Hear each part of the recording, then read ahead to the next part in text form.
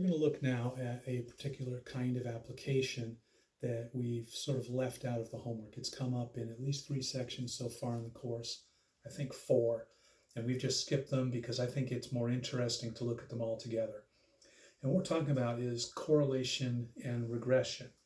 And what that is if we have something that we track over time, right, like temperatures in May or gross national product or something. And we graph that in 1980, 1990, 2000, 2010, 2020, etc. And we see a trend.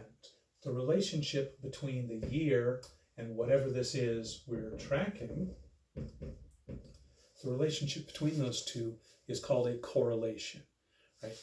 They may be following a really strong trend, a really weak trend. We'll get to that in a bit. If I want to try and describe this mathematically, I'm going to use a process called regression, where I say these things look to be fairly close to in a straight line, and the straight line they're fairly close to is that. So I use a process called regression to figure out what the equation of the line is that best fits this data.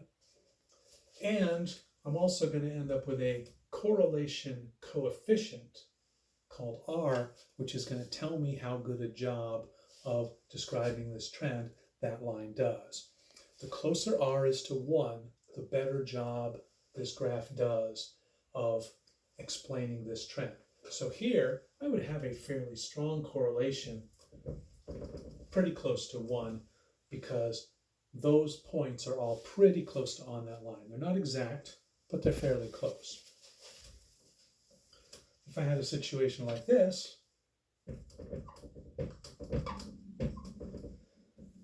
well, that line doesn't do a very good job of explaining that trend, so I would have a much smaller correlation coefficient. Now, the calculator is going to do all the work of finding this stuff for us. I just want you to understand R, the correlation coefficient, tells us how good a job our model is doing. And we'll use that to determine what model is appropriate.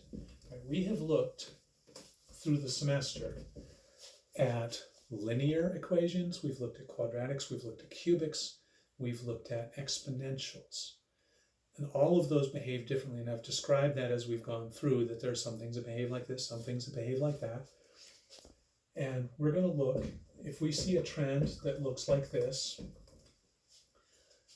I'm thinking that probably isn't linear because it's not straight, it's sort of curving. That might be part of a parabola, it might be a quadratic, or it might be an exponential. I'm going to use this guy to tell me which one it fits best. So I'll find the exponential, I'll look at the R value. I'll try the quadratic, I'll look at the R value there. The one that has a higher R value is the one that's doing a better job. All right, makes sense? I hope so. Let's go see how it works in the calculator.